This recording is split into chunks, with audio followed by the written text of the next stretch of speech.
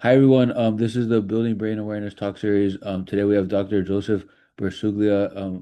We call him Joseph. He's going to be presenting about brain injury and Ibogaine, and I'm really interested in this topic. I know I have friends who don't know about brain injury but know about Ibogaine. They're like, "Oh, that's an intense, deep kind of deep dive drug," and they have doubt about how it would help brain injury, but they don't understand how brain injury is also a big problem and a deep internal injury, so to speak. So I'm really interested in what's going to be presented today. So if you have questions, just kind of put them in the chat, or you can raise your hand and we'll get to them. Joseph, please take it away.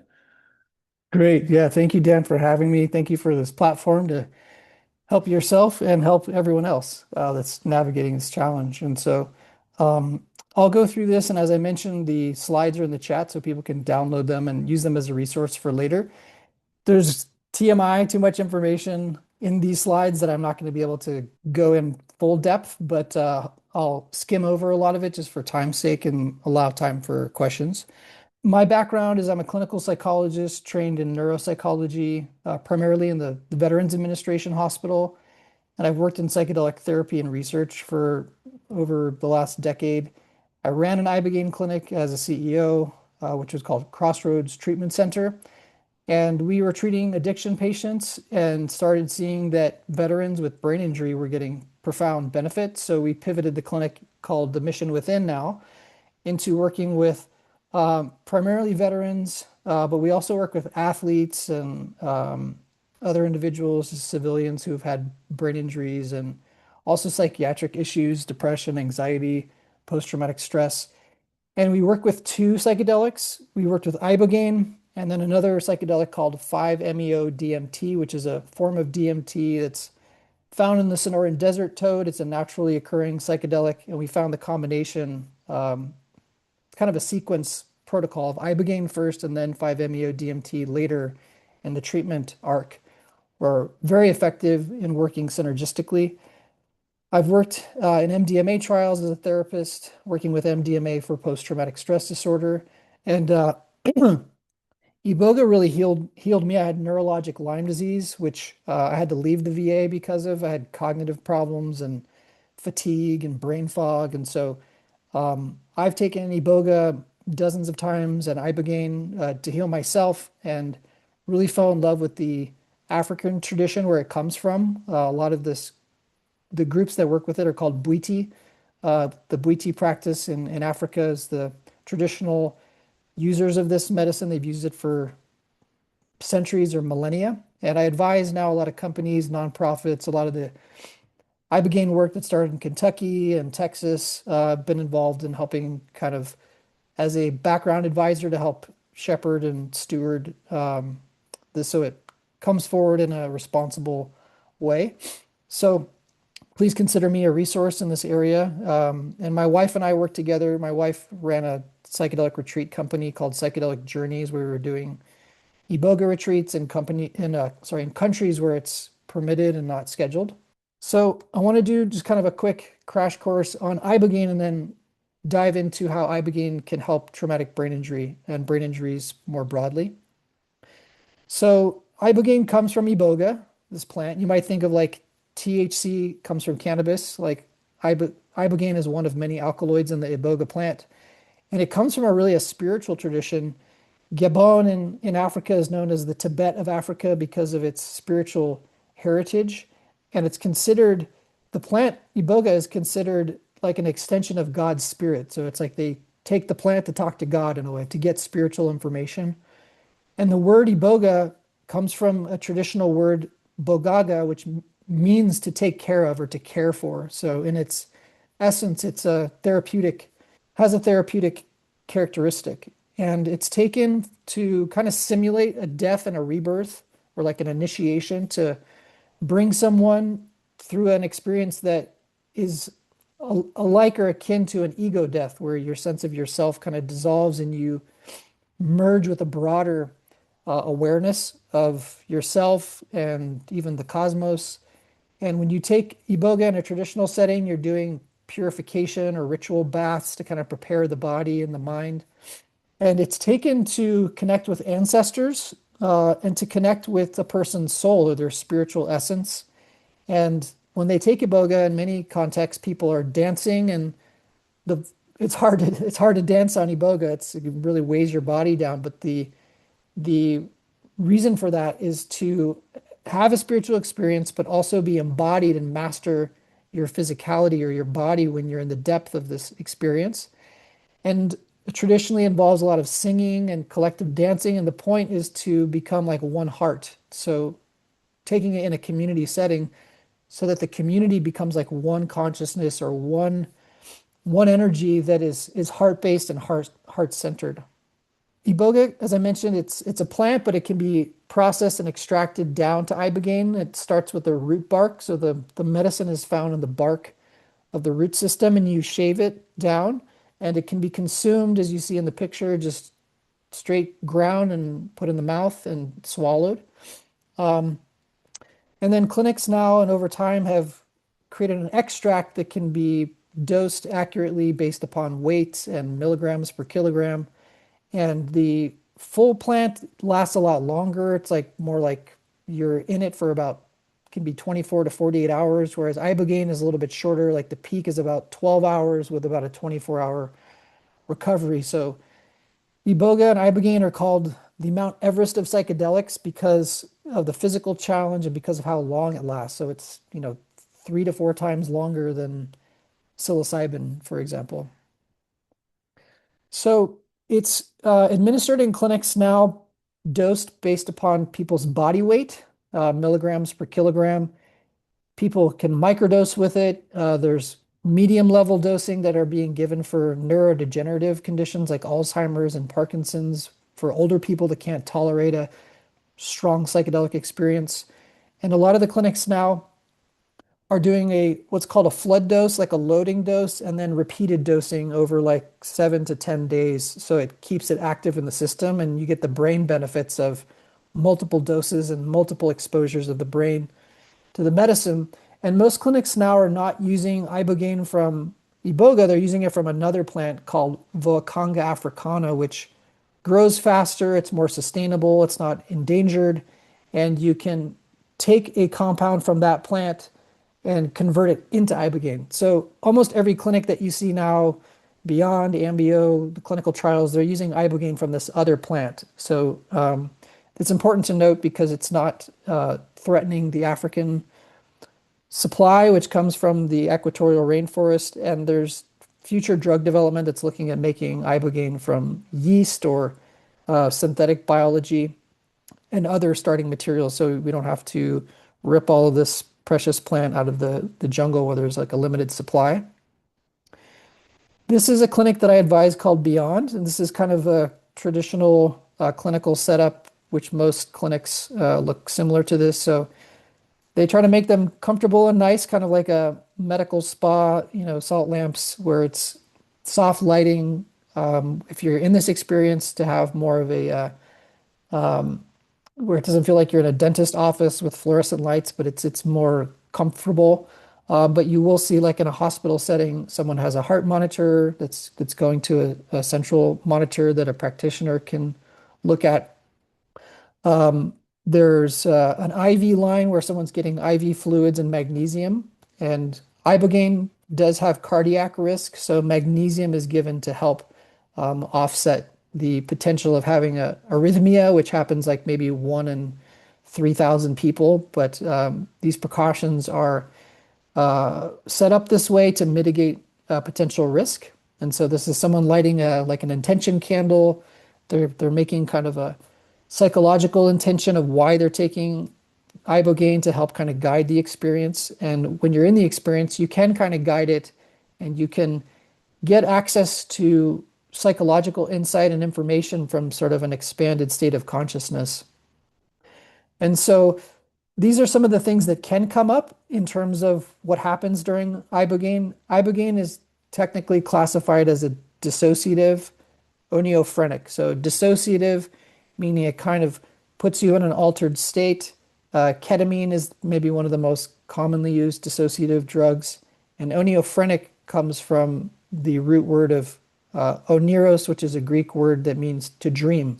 So it kind of puts you in this waking dream state for about about 12 hours, and then another 24 hours, you're kind of recovering. You're not totally back or in a sober state. You're still working through material, but you're not in the peak kind of visual effects.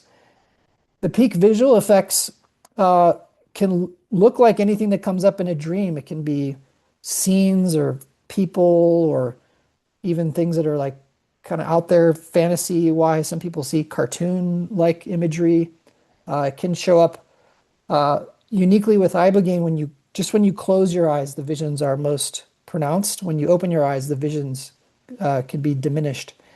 A lot of people see scenes from the Earth or the planet. Some people report it looks like they're traveling through star systems or the galaxy. It can look kind of like a movie reel or like a flip book of images. People often see images from their life, which can be positive memories or memories they've forgotten that maybe have been traumatic that they've suppressed. There can be emotional releases that happen. Most of us tend to compartmentalize challenging emotions like anger or sadness or shame. Some of those emotions can get brought up that can be processed with a therapist. And Ibogaine really enhances your vision, your visionary senses. So colors can be more saturated, details can be more pronounced, and it really heightens your auditory senses significantly when you're under the effects of the medicine. And when you're on the medicine, your attention span can be very short and it can be hard to talk because it's kind of putting you a little bit more in the right hemisphere of the brain, more on the emotional side of the brain, more on the symbolic side of the brain. But then afterwards, people report their attention is better and they can have greater fluency in the days and the weeks after. I'm going to share with you just a really brief 1 minute clip of a veteran that we treated that describes his Ibogaine experience. And you can kind of hear the spiritual level of content that comes through. And I think this is important because you'll hear about Ibogaine mentioned as a treatment, but this is really causing a profound spiritual experience for most people that take it. For me, the Ibogaine experience was absolutely amazing. Like I was given an encyclopedia of knowledge on how to live my life, like how to think, how humanity acts, like where you go when you die. Like I asked all the big questions. It literally felt like my soul was being separated from my body. And it was just like, you're not your body, you're not your mind, like you are a soul, you know? And then I started getting visions. I could go back and forth like any point in my life. I could go all the way to my birth. Like I saw myself as a baby being born.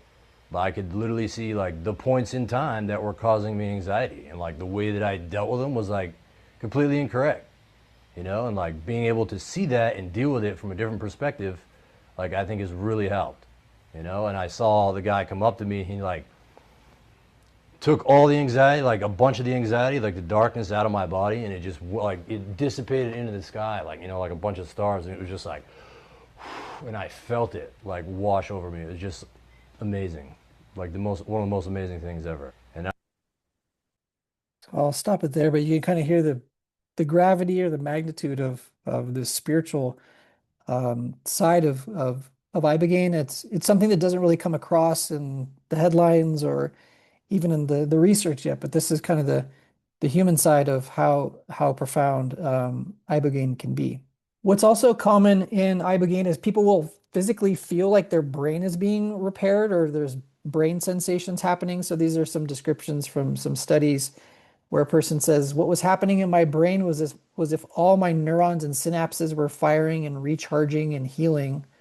Some other patients said, it looked like a scene of the Matrix movie. So I asked, what is this? And I got an answer.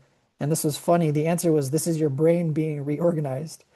Um, Another person says it re-edits your brain. Actually, it's like if it was a computer. I mean, the feelings go to the feelings folder because everything was shuffled. And people often report feeling like Ibogaine is kind of like a defrag, like you would defrag your hard drive and your computer would pull out the bad files or the corrupted, uh, poorly written files and clear them out. People will see the Ibogaine going through their thoughts. And if you have a thought of like, I'm not enough, or I'm a failure, or if I do this, I won't succeed, or these false beliefs that we have that are based in fear or self-doubt. It will go through and show you in your mind what thoughts and patterns you have that are not serving you or that are not based in truth. Can I ask a question that's really Yeah, interesting? please. And with regard to brain injury, in addition to interviewing experts like you who know about brain injury topics, I talk to brain injury people and I do this one-on-one. What are your symptoms? What are you dealing with? What are your internal problems that come from your brain injury? I know that I had this with my experience with my brain injury, cognitive issues, vision issues. It's like a list of problems. And so far, every brain injury person I've interviewed has that kind of list of problems. So the question is, how do you know, like, how does this drug affect those symptoms and those issues? Because that's like the biggest thing I see as hopefully beneficial because everyone can have anxiety and you have the brain injury problems and you have anxiety and all the emotions. But what about those broken or brain injured parts? Do you know any, or how does this drug affect that? Yeah, I'll share more in like terms of the particular brain aspects, but people will often feel like wherever their brain injury is, they'll Yeah, feel it physically working in their brain in those places. that's So whatever, they had an occipital lobe injury or a frontal lobe injury, they'll feel sensations in the brain, which is kind of bizarre. Like there's not many drugs that do this, but they will feel like the medicine has an intelligence to it and it's doing some repair work, some precision intelligent repair work on those particular parts of the brain that have been an issue for someone, as well as the body. So like yeah. physical injuries, like if someone has a broken knee and their knee is trying to heal, they will feel vibrating sensations in the injured part of the body or the brain. Yeah, I mean, I look at the brain as it's a biological, it's part of our body. It's the body part that creates the mind and the mental. And when it gets injured, the outside world can image it, but internally you feel it and you're aware of it. Right now, I'm dealing with a very clear visual symptom and a strain, and a doctor helped me reduce it down to its focus. And then when I shift my eyes to peripheral, I get this glitch. I didn't have that one before, but it's like that's like an injured part. So I trying to figure out a way to repair it. And every brain injured person, when you talk to them, they can at least some can describe these problems. So that's amazing that I guess it seems like this drug can like zero in on it. Thanks for explaining. Yeah, yeah, and I'll share more about why that may be the case. With Ibogaine, it's like psilocybin or ayahuasca or some of these plant-based psychedelics that are being shown to be helpful for a lot of different issues. Anecdotally, in the clinics, we're seeing help for Parkinson's, multiple sclerosis, brain injury. Um, Ibogaine is a long-acting stimulant that stays in your fat, so it can be helpful for fatigue. There's anti-pain benefits. There's some preclinical literature on Ibogaine helping parasitic infections, fungal infections, and some potential anti-cancer benefits. And what's very documented now in the observational literature is Ibogaine being used for substance use disorders, which I'll share more about, as well as depression, anxiety, OCD, and post-traumatic stress disorder. So on the addiction side, this is a paper we published from our clinic that shows one of the most remarkable effects of Ibogaine for addiction is that you can take someone who's, say, addicted to heroin, they can stay on their heroin, do an Ibogaine journey, and then within 48 hours, they're not addicted to heroin. They don't go through significant withdrawal, and they're not craving uh, opiates. So this is one of the most well-known and well-documented anti-addictive effects of Ibogaine, and it's because it works significantly on the opioid receptor system, and it kind of resets the opioids. It detoxifies opiates out of the body. Ibogaine is globally like a detoxifying drug. It binds to a lot of toxins in the body, and sometimes people throw up from that.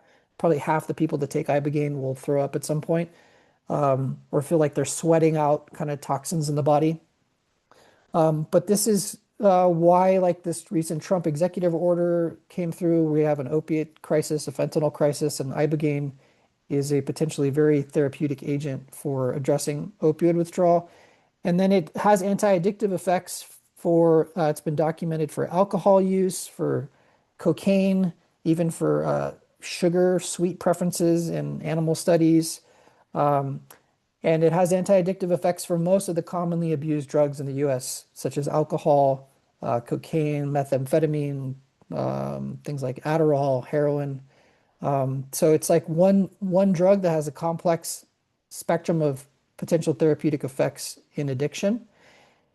With Ibogaine, it's in the deep end of medical complexity. So there's age rule outs for people if they're too old, they might be too frail to take Ibogaine. There's liver pathways that if someone is a poor metabolizer, they can have too much exposure of Ibogaine.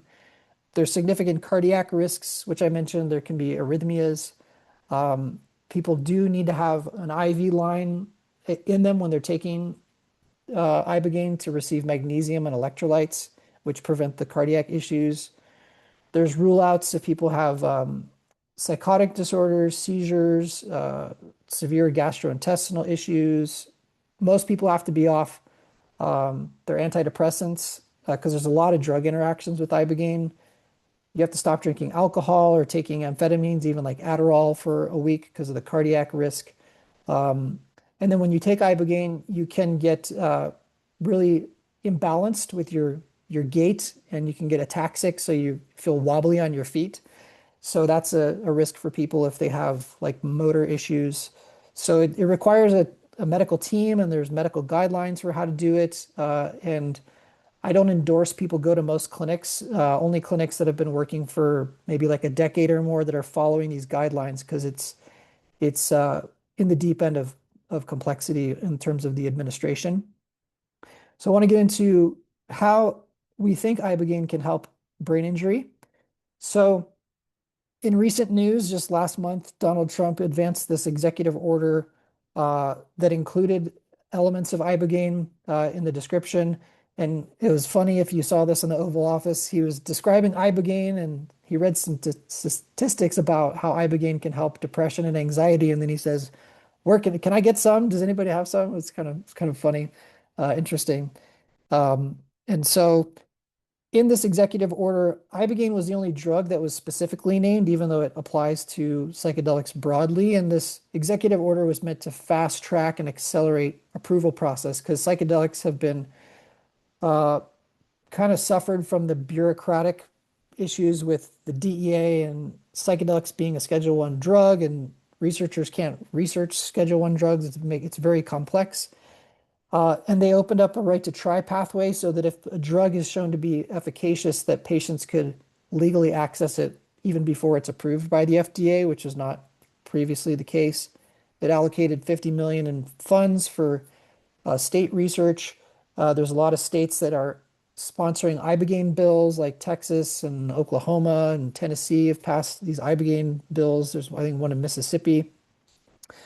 And just a couple weeks ago, the FDA greenlit a noribogaine trial, which noribogaine is the metabolite of ibogaine. So if you take ibogaine, your liver turns it into noribogaine. So there's a company advancing noribogaine, and they advanced a lot of VA directives to help accelerate approval. So this, I never thought I would see the day that Donald Trump would be talking about ibogaine. So it's encouraging to us in the field, even though there's a lot of obviously mixed feelings about politics, but on the science side, it hopefully can accelerate things.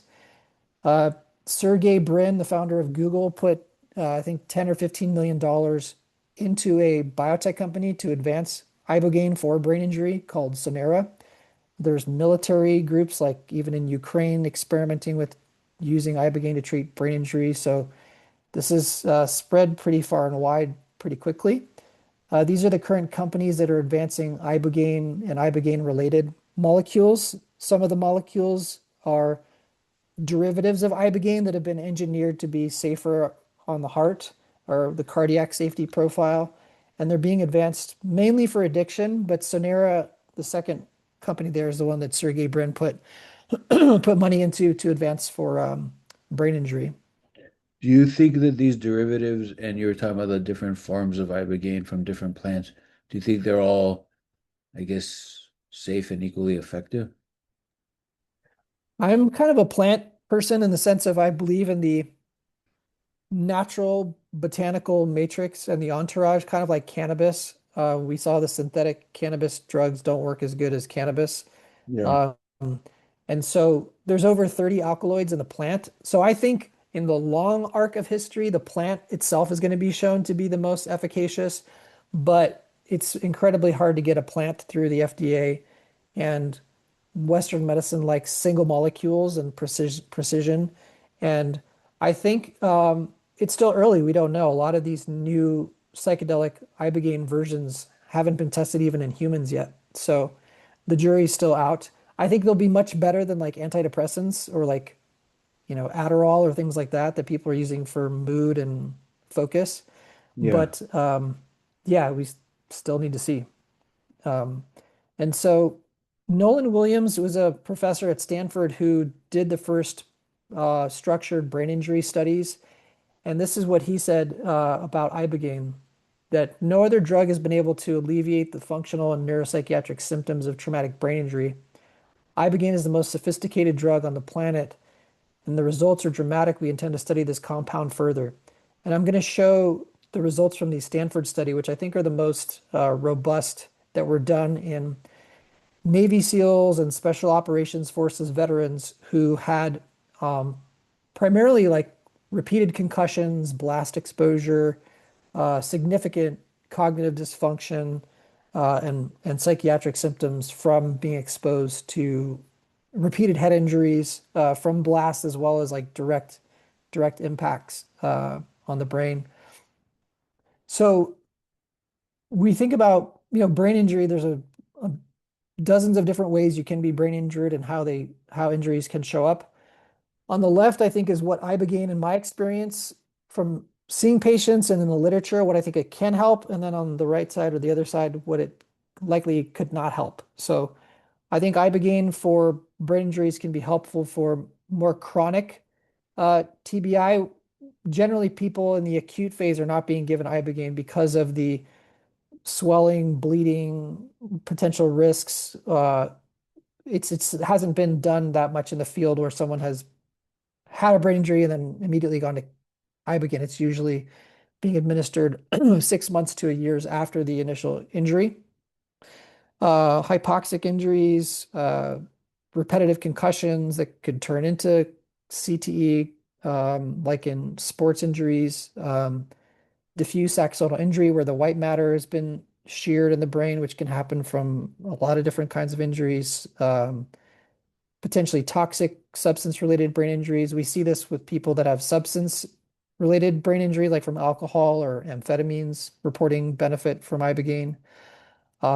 Psychiatric-related uh, kind of degenerative brain diseases, neurodegenerative diseases, and there's been some patients that have had Ibogaine post-stroke, like years later, that have reported benefits, and then also like autoimmune or inflammation-based um, brain disease or brain injury. Um, it's kind of unknown and uncharted to administer people that have had penetrating brain injuries or hemorrhagic contusions or have active infections or have significant blood-brain barrier disruption or have active seizures. Those are all kind of unknown and risky at this point. This is from our clinic. I mentioned the mission within. So these were all papers that we published in veterans that were given Ibogaine and 5-MeO.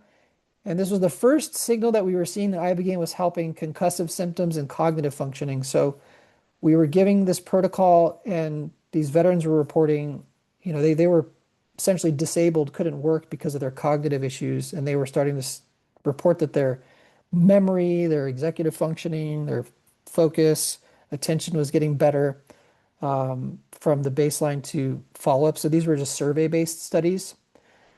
And this is maybe the most important slide, the most technical slide that I want to share with you all, which is why and how could Ibogaine help brain injury? So there's these different buckets, and I'll go through them one by one in a minute. But the general buckets are that Ibogaine boosts growth factors like glial-derived neurotropic factor, brain-derived neurotropic factor, and these are like the proteins that are responsible for birthing new neurons or new synapses. It's when we go from being a baby to a toddler where there's all this brain growth, novel learning that's happening. Ibogaine boosts these proteins. Ibogaine also increases remyelination factors to help heal the myelin. It increases neuropeptides that are also involved in stimulating brain cell growth. We see increased literal brain growth, both in the subcortical brain and the cortical tissue. Ibogaine, in terms of the second column, the pharmacology, has a really complex, broad spectrum of action. So a lot of drugs are engineered to have simple mechanisms and single mechanisms of action. I think Ibogaine works because it's the opposite. It has like dozens of different mechanisms of action and receptor affinities that connect to NMDA and glutamate and opioid receptors, serotonin, dopamine, sigma receptors, nicotine receptors, which I'll share more about. Then we're seeing on functional scans in the third column that there's increased blood flow and metabolism in the brain itself. So there's parts of the brain that are having increased function just on a pure blood flow level. There's electrical shifts that are happening. There is globally reports of improved cognitive functioning, which I'll share. And then in the last column, Ibogaine is known mechanistically to be very anti-inflammatory. And we know inflammation and oxidative stress are big issues in what makes brain injury go from an acute issue to a chronic issue. So I'll go through these kind of one by one quickly, but Ibogaine boosts GDNF. So GDNF is glial-derived neurotrophic factor, and it specifically helps heal dopamine neurons.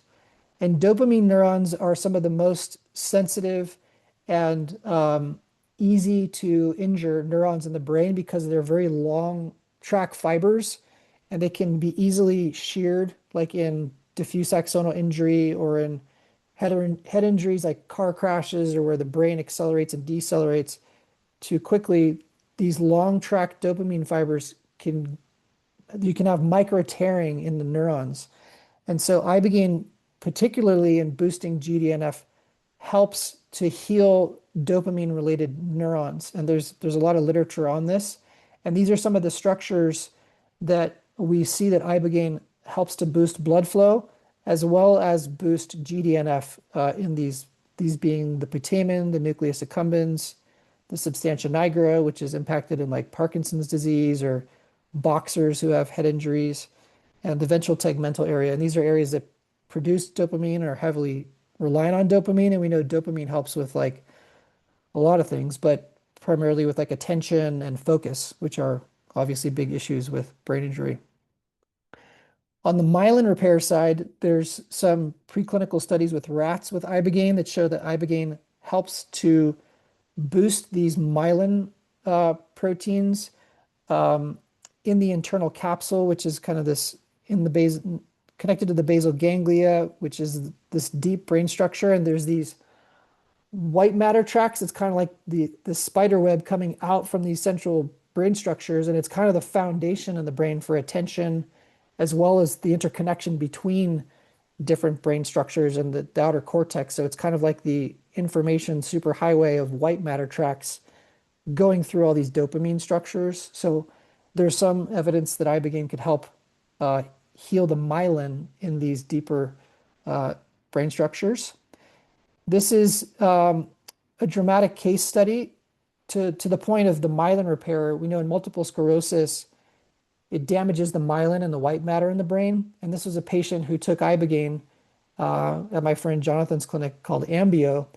And you see they have a huge lesion. And then after Ibogaine, the size of this white matter lesion reduced by 70%. So this is really dramatic brain repair that there's nothing in Western medicine that does this that I know of. So this is, case examples, N sample size of 1, but we're kind of early in Ibogaine, but this is what we're seeing like in the field through case studies. I mentioned neuropeptides. So Ibogaine boosts 2 neuropeptides, one called neurotensin and one called substance P. Neurotensin is like an amino acid that has been shown to help in models of stroke and neuronal death, particularly in dopamine pathways. Um, Substance P is also related to dopamine-related neurons. Um, and so we're seeing that Ibogaine can help upregulate some of these neuropeptides, and substance P is connected to pain processing and inflammation. So a lot of people feel like if they have inflammation or chronic pain, that at least for like a month after, that Ibogaine helps with some of those symptoms. I'm not going to go through all of this, but basically each of the main primary pathways with Ibogaine, there is a connection to how it could help traumatic brain injury. So NMDA is glutamate. Ibogaine is an NMDA antagonist. When you have excess glutamate, you have excess inflammation and cell death in the brain. So Ibogaine can help mitigate and reduce some of that brain-related inflammation. There's on the opiate receptor side, it can be connected to pain processing, depression, inflammation. So Ibogaine's working there. There's effects on dopamine and serotonin, which can be impacted with TBI. You can get apathetic or kind of cognitively slow, have reduced executive functioning, and the dopamine aspects can help that. The serotonin aspects can really help with the mood and anxiety related symptoms that can happen connected to brain injury. Sigma receptors are connected to myelin, connected to neuroprotection through progesterone. So there's another pathway.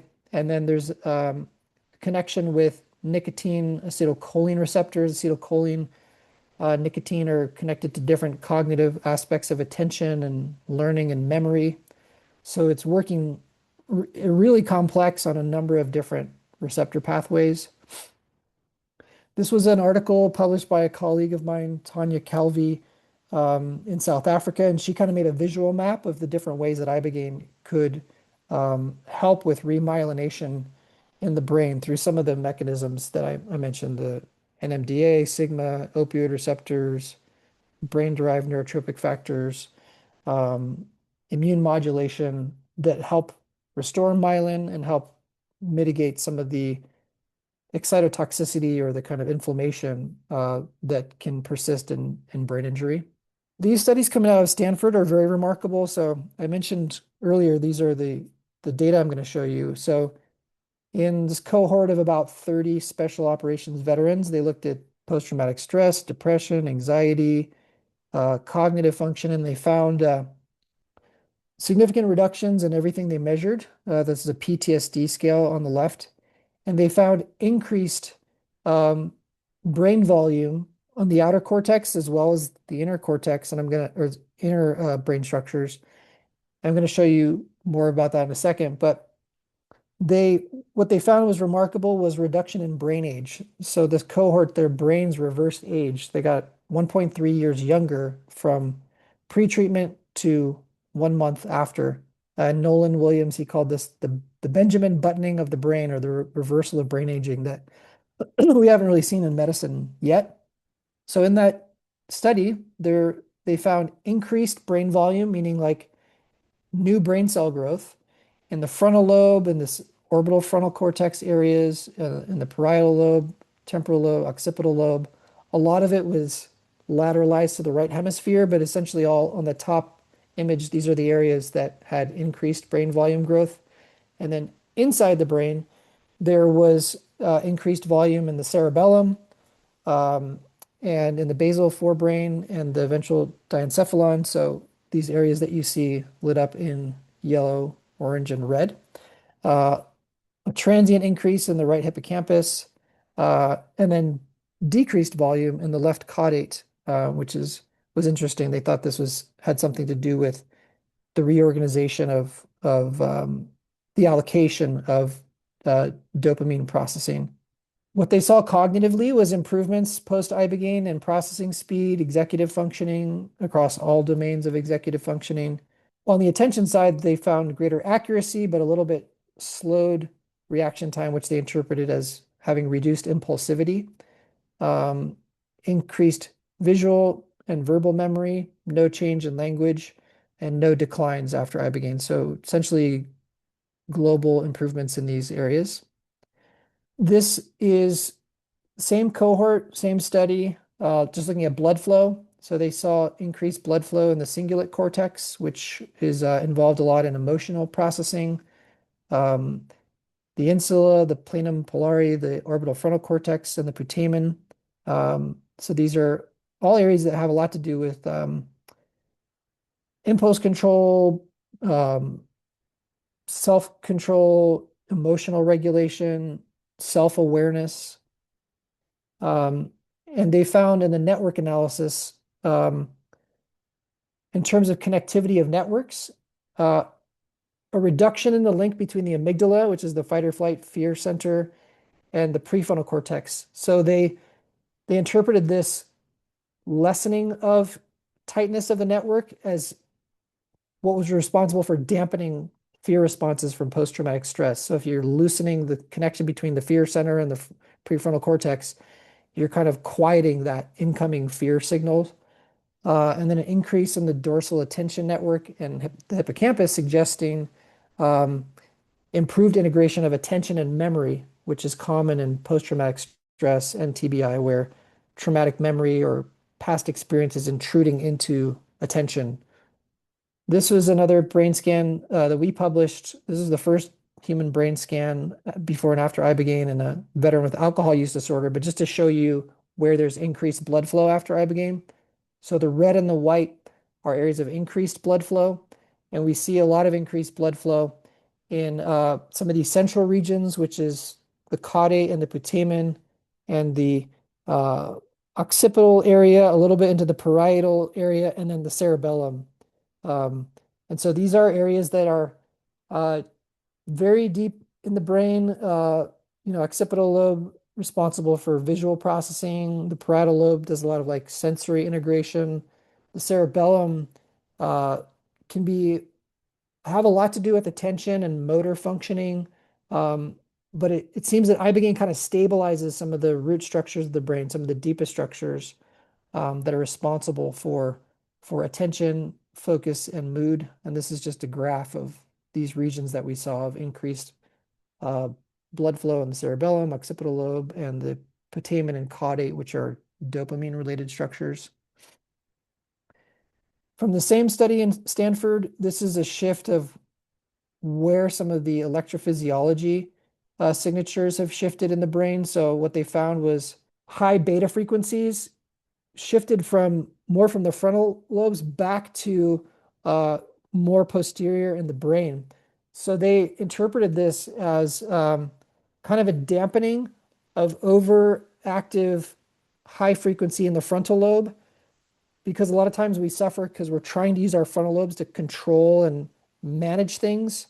But actually, like a relaxing of this enabled people to have greater presence and attention and kind of stabilize the brain. That the frontal lobes are trying to overly compensate for global brain problems, but this kind of shift speaks to kind of like Ibogaine orienting blood flow and allocations more towards the posterior aspects of the brain and the subcortical aspects of the brain, and like the deep brain and the cerebellum. And this is another EEG that was done in rats that showed Ibogaine increases gamma oscillation, and gamma oscillation is connected to dreaming and REM state when the brain is kind of healing itself and consolidating memories. So this is another potential therapeutic mechanism or way that Ibogaine might be helping to help the brain heal itself. And then there's some preclinical research on Ibogaine helping brain energy metabolism. So these are compounds that help with ATP production, which is associated with mitochondrial function and just general energy production in the brain. So there's some suggestion that for a window afterwards that Ibogaine could help improve brain energy kind of at the cellular level itself.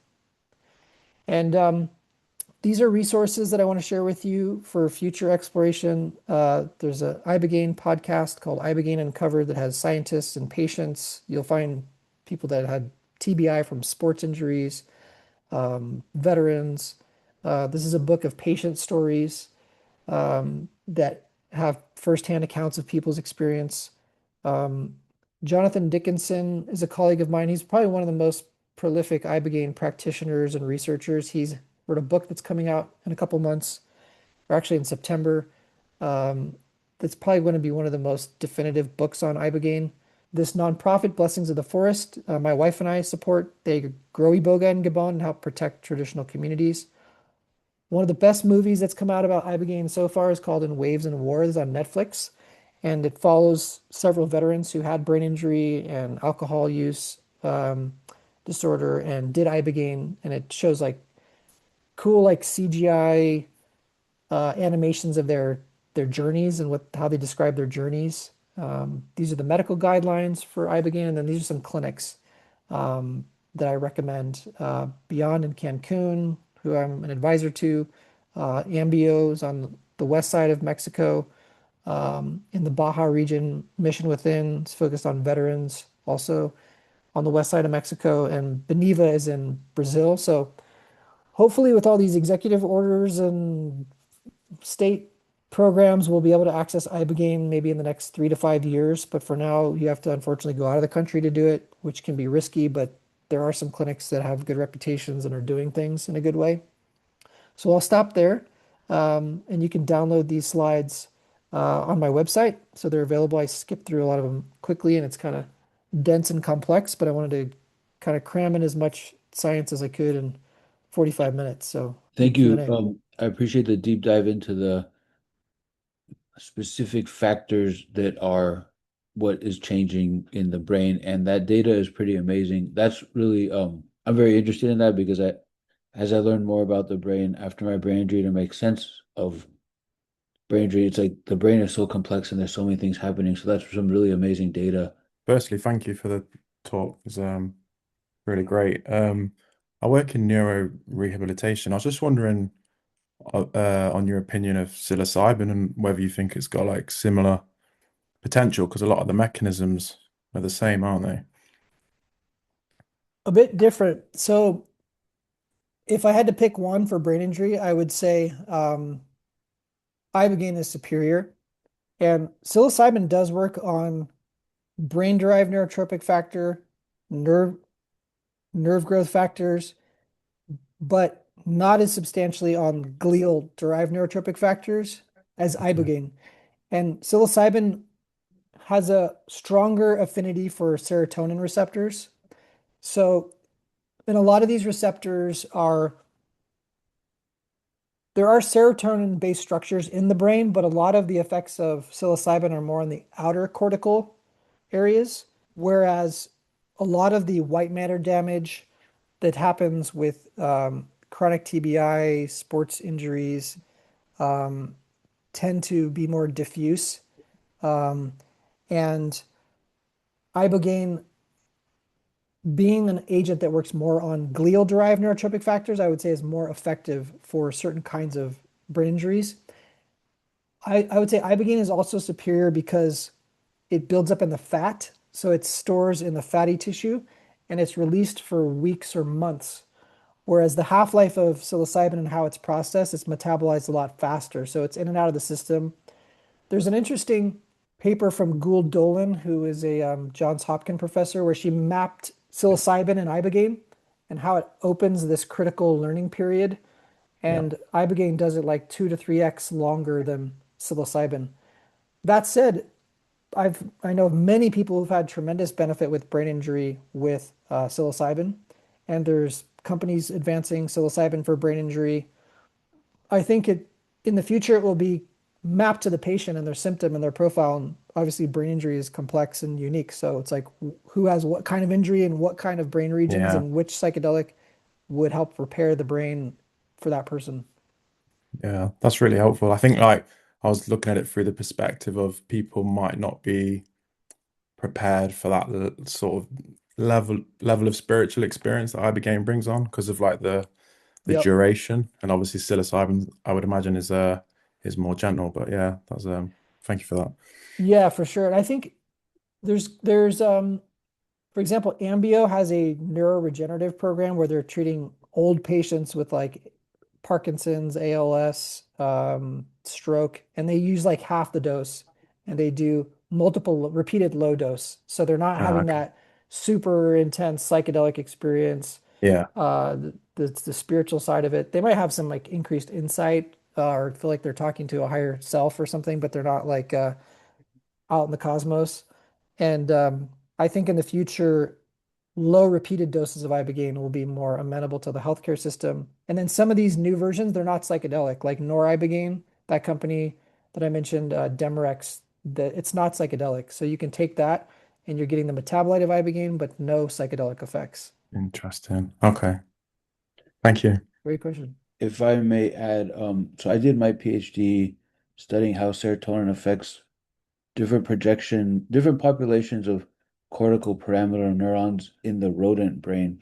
And for me, it was secretly trying to figure out how the brain works and how to think about the brain. But I have no idea if this translates to humans, but in rodents, we found that the serotonin 2A receptor cells that are activated by that, they actually exclusively form the commissural fibers, while serotonin inhibited cells were the ones that projected from the prefrontal cortex down to subcortical regions. And it created this that data became part of this larger literature of cortical output channels where different cells that connect to different regions are actually completely they're forming their own circuits and they synapse onto each other, but not the other way around. And it's a very complex circuitry that I think you can only do in rodents or animals where you can do retrograde labeling.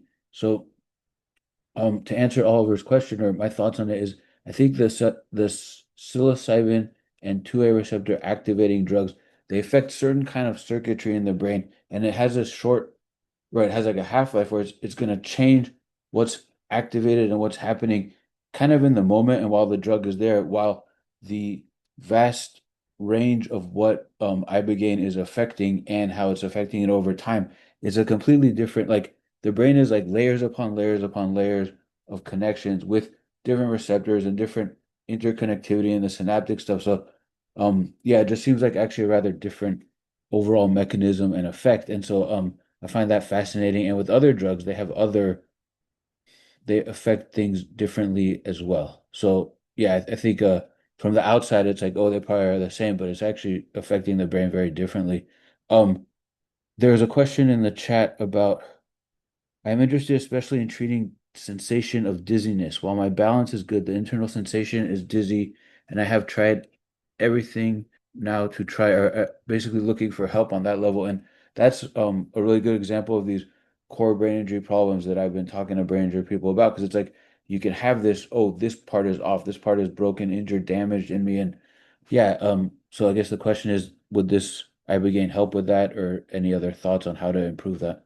Yeah, it depends on like the focal like etiology of dizziness because it could be from multiple different brain regions. Um, when you take Ibogaine, it actually makes you more dizzy because it's increasing a lot of it's doing all kinds of complex issues on the cerebellum, which Mhm. regulates balance, and you become ataxic and it's hard to walk on Ibogaine. But then we saw in the Stanford studies actually it's increasing brain volume later in the cerebellum. So it's like a temporary exacerbation of symptoms related to gait and balance that usually translates to improved function. And we see this with like athletes who report like their balance, it gets better. But yeah, I guess I would need to know, where the dizziness is coming from, like, because dizziness can be based in multiple systems, or maybe we don't Nobody know. seems to be able to tell me. So I don't know either. Did you have any positive findings on like EEGs or brain scans or anything? Or I haven't had any brain scans, except I had a CT and MRI, and both of those came back. You're fine. and was it from a brain injury? It's from a car wreck. Correct. It's possible. Yeah, I would look maybe do an EEG to see electrically if might be more sensitive. If the CT and the MRI were negative. Um, but yeah, couldn't say definitively, but I've Mhm. seen Ibogaine help a lot of unexplained kind of diffuse brain issues that don't show up on brain scans. But yeah, it kind of depends on what the dizziness is coming from. It could be vestibular or blood flow or orthostatic or a lot of different causes. Thank you. In my experience and observation of others with brain injury problems, the work to improve it actually, it's like a double-edged sword, like what Joseph was saying. It's like to work on the part that's injured is actually very hard, and it's extremely hard aggravating the symptoms, but then slowly it diminishes with the right work. But that's an effort-based approach. So I think what he's describing with this drug causing that region to be activated and the function, the perception of it also happening, it kind of makes sense to me with a lot of what I had rebuilt. And I have like 12 recordings now with people that two or three have rebuilt vestibular, and it's like super messed up at first, but they slowly kind of baby step progress it. I want to share in the chat a talk coming up in this series. Is the only research I've seen where they actually have brain imaging of the regions that are injured, and then they actually talk to people about what their symptoms are. And I look at their symptom diagnosis as superficial, but at least it's like the first round of this because there's so much more that happens over time. Um, this has been really fascinating. Thank you, everyone. Does anyone have any more questions? Cool. I have a question about microdosing of Ibogaine. Do you think that that is safe, and do you think that that is effective, and how can that be, possibly done, or is there any like risks with that?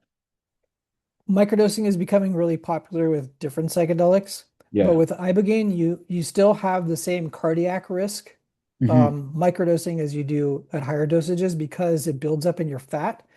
So if people are going to microdose, it's good to do it under some kind of medical supervision or collaborate with maybe like an international clinic um, where you should get pre-screened with an EKG because a lot of people have baseline prolonged QT intervals, or they can even have some underlying electrical abnormality, but they don't know about it until they get an EKG or an ECG. And so you'd want to make sure that you have a baseline that is healthy, that you don't have a prolonged QT interval, and then do a follow-up EKG um, like 30 days after to see if, as you're microdosing, if this is accumulating in your body, is your QT interval starting to get long, or are there any changes? But there's all kinds of people all over the planet microdosing Ibogaine. Like in Africa, people sometimes eat it every day for decades. Um, and I haven't seen any long-term negative adverse effects like in humans, like observationally, but it hasn't been studied systematically to see if there's any long-term negative adverse effects. But a microdose of Ibogaine, it's kind of like Adderall or something, or it's like stimulating, helps with focus. I think it's some of the dopamine related effects, and it helps with fatigue and brain fog. Um, and it's a way to get benefit without the intensity of the full experience. And so some of the clinics, like that multiple sclerosis paper I showed, they did a flood dose and then like I think it was 30 or 60 days of microdosing afterwards Yeah. to keep it going in the fat to keep that window going. And the problem with it is like supply is an issue, like getting credible medicine that's sustainable and not poached. And so it's better to do it under supervision of a clinic. And Michelle asked, do you recommend any centers? So yeah, I would say Beyond, Ambio, Mission Within, uh, Transcend is another one. But there's Ibogaine's kind of the wide world of sports in Mexico because it's not regulated. So you have all kinds of people popping up clinics that are not regulated or credentialed or certified. So it's better to go with clinics that, like Ambio is the clinic where Stanford did those studies at, for example, where there's some credible correlation or vetting that's happened that you could trust.